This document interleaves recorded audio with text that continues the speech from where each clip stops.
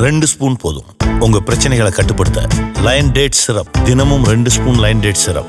Line date syrup.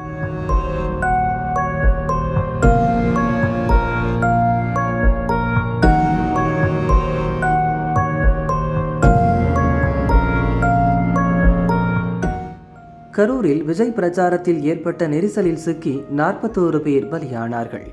ஒவ்வொருவரது பின்னணியிலும் ஒரு உருக்கமான கதை உண்டு. விஜயை பார்க்க தாயின் காலில் விழுந்து கெஞ்சி கூத்தாடி வேலுச்சாமிபுரத்துக்கு சென்ற கோகிலா, பழனியம்மாள் என்ற 2 சிறுமிகள் இறந்து போனார்கள்.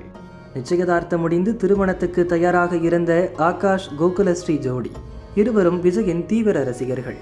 கரூர் தான்தோன்றிமலையைச் சேர்ந்த ஹேமலதா, அவரது மகள்கள் சாய் லக்ஷனா, சாய் ஜீவா ஆகியோரும் விஜயை பார்க்க வந்து உயிரை பறிகொடுத்தனர்.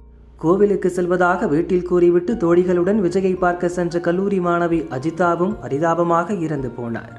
அரவக்குறிச்சி அருகே உள்ள தொக்குப்பட்டி புதூரைச் சேர்ந்த அஜிதா வயது 21. தனியார் கலை அறிவியல் கல்லூரியில் பிகாம் 3ஆம் ஆண்டு படித்து வந்தார்.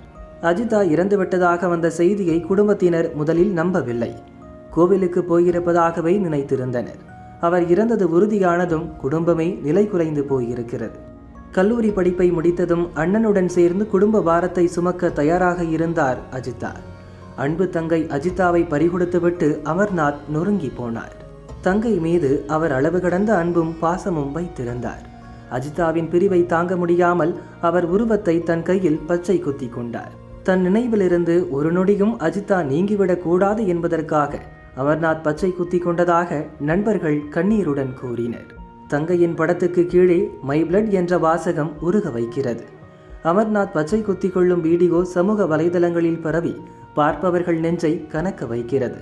கரூர் மக்கள் அஜிதாவுக்கு கண்ணீரில் அஞ்சலி செலுத்துகின்றனர்.